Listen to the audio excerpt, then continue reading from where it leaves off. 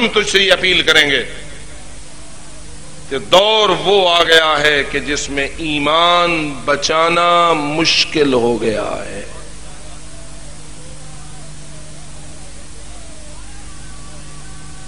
جے پیسے کماونے مقصود ہوئے نا تو اللہ جانے او مجلساں پڑھوں جن میں اتھائی ہر بندہ اٹھی ہوئے تے ہزار دا نوٹ وارے،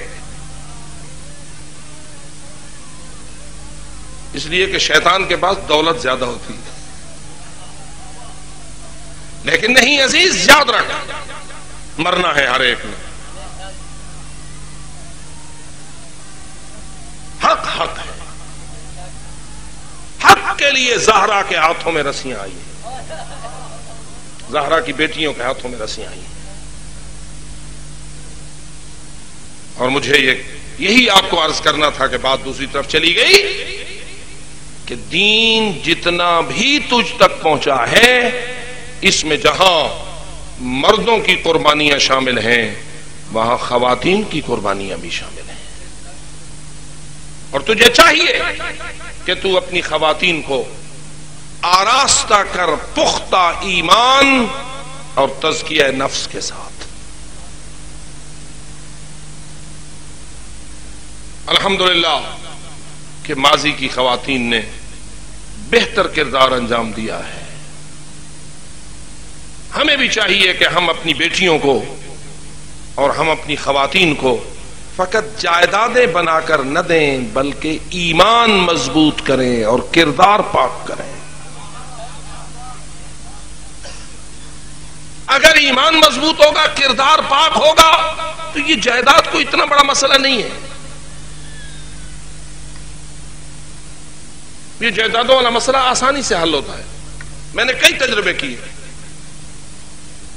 کروڑوں روپے کی ایک شخص کی جائیداد. ہم میرے ساتھ بہت سارے حجاج کرام سفر کرتے ہیں، ان میں سے ایک سفر میں ہمارا ایک حاجی صاحب شیعہ مینی کے فوت ہو گئے، وہیں محرم میں بے اولاد تھے، کروڑوں کی ان کی جائیداد تھی. اگر کیس میں جاتے ساری زندگی لڑتے اور وہ سب کچھ کتے کھا جاتے. انہوں نے شریعت کے سامنے اپنے آپ کو سرنڈر کیا. آج آرام سے ہر کوئی فیصلہ کر کے اپنا اپنا حصہ لے کے عزت کے ساتھ اپنی روزی کما رہا ہے. نہ کوئی جھگڑا ہے نہ کوئی فساد ہے. ہوتا کیوں ہے یہ؟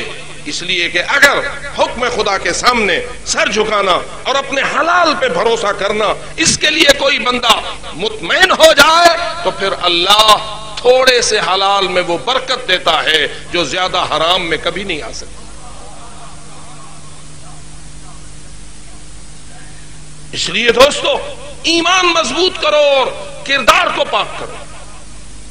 میں آپ سے پوچھتا ہوں، رسول اکرم جائیدادیں تقسیم کرنے آئے تھے یا ایمان پہنچانے آئے تھے؟ جی یہی آیت جو میں نے آپ کے سامنے پڑھی، هو الذی بعث فی الامیین رسولا منہم، اگو کیا ہے قرآن، یتلو علیہم آیاتہ. نبی کیا کرتے تھے؟ اللہ کی آیتیں لوگوں تک تلاوت کرتے تھے. وَيُزَكِّيهِمْ، ان کے نفوس کو پاک کرتے تھے. وَيُعَلِّمُهُمُ الْكِتَابَ، انہیں کتاب خدا کی تعلیم دیتے تھے.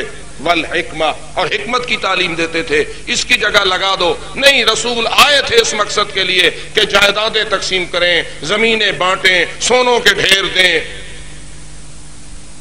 بالفاظ دیگر رزق تقسیم کریں. پتہ نہیں کیسے شیعوں کو معلوم ہوگا رزق زیادہ اہم ہے یا ایمان؟ بولو بلسو، تجھے رزق زیادہ اچھا لگتا ہے یا ہدایت؟ جی یہ جیری مجلس تھی دی ہے اندے اخیر بعد دین دوتے تبرک یا نیاز کیا سے دے دے ہو، یہ بعد تقسیم کریں دیں نیاز آ دے ہو. ہر علاقے دا اپنا اپنا ایک نام ہے. آپ کے ہاں کیا کہتے ہیں؟ نیاز. یہ مجلس کے بعد فرض کیجئے کہ ایک شاپر میں چاول یا حلوہ یا کوئی اور اس قسم کی اچھی اچھی غذا پکا کر بنا میں نیاز امام حسین علیہ السلام آپ کو تقسیم کرے تو وہ بھی تو ایک نیاز ہے اور تبرک کی چیز ہے. میں تجھ سے پوچھتا ہوں یہ گھنٹہ 2 گھنٹے 3 گھنٹے جو کچھ مجلس میں پڑھا جاتا ہے یہ وڈی نیاز ہے یا وہ شاپر والی نیاز وڈی نیاز ہے؟ جی ذرا کہیں والے بیٹھ کے سوچائے جا. لنگر کہتے ہیں عام طور پر لنگر تقسیم ہوتا ہے اور یہ بھی میں نے سنا ہے کہ جہاں لنگر ہو وہاں بندے زیادہ آتے. تو کیا لنگر زیادہ بابرکت ہوتا ہے؟ یعنی وہ غذا جو پکا کے مومنین کو کھلائی جاتی ہے وہ زیادہ برکتوں والی ہوتی ہے یا وہ بیان حق جو ہدایت کے نور پر مشتمل ہوتا ہے وہ تیرے لیے زیادہ اہم ہوتا ہے؟ اور یہی وجہ ہے کہ بیان ان لوگوں کے نزدیک اہمیت اختیار نہیں کرتا جو کھانے پینے کو زیادہ اہمیت دیتے ہیں، جو اس تبرک کو زیادہ اہمیت دیتے ہیں، نیاز کو زیادہ اہمیت دیتے ہیں. لیکن یاد رکھ جو حلوہ مانے کو زیادہ اہمیت دیتا ہے اس کا علی سے کوئی تعلق نہیں. علی کا تعلق اس سے ہے اور علی سے اس کا تعلق ہے جو علی کے فرمان کو دل کے دسترخوان میں جگہ دیتا ہے.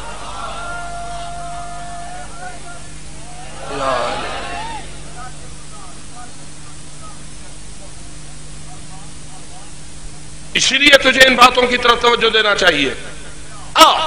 اللہ کرے کہ ہم بھی اپنی بیٹیوں کو ایسی تربیت دے سکیں کہ پھر ہم بھی کہہ سکیں کہ ان میں سے بھی کوئی ایسی پیدا ہو سکتی ہے جو حجاج ابن یوسف کے منہ پہ مارے.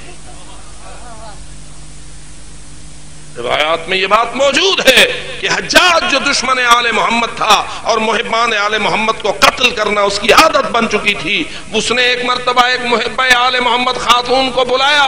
رات کا وقت تھا. جب اسے معلوم ہوا کہ مجھے حجاج اپنے گورنر ہاؤس میں بلا رہا ہے تو اس نے پہلے اپنے گھر غسل میت کیا اور پھر اپنے آپ کو کافور لگایا اور پھر آ گئی دربار حجاج ابن یوسف میں. اور جب حجاج کے دربار میں آئی تو اس کے بدن سے کافور کی خوشبو آ رہی تھی اور اس دربار میں کافور کی خوشبو پھیل گئی. تو حجاج کہنے لگا یہ کہاں سے کافور کی خوشبو آ رہی ہے؟ اے خاتون کیا تو نے کافور کی خوشبو لگائی ہوئی ہے، کافور لگایا ہوا ہے؟ وہ کہنے لگی ہاں. کہنے لگا کیوں؟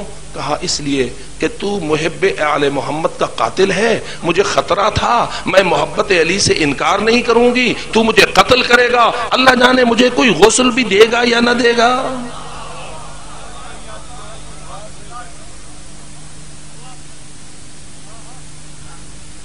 کیا خیال ہے ایسی خواتین بھی معاشرے میں ہونی چاہیے یا نہیں؟ بڑے امتحانات سے گزر رہے ہو، ایسی مائیں چاہیے کہ جو اپنے جوانوں کی قربانیاں دیں اور مطمئن ہوں جیسے علی اصغر کی ماں مطمئن تھی.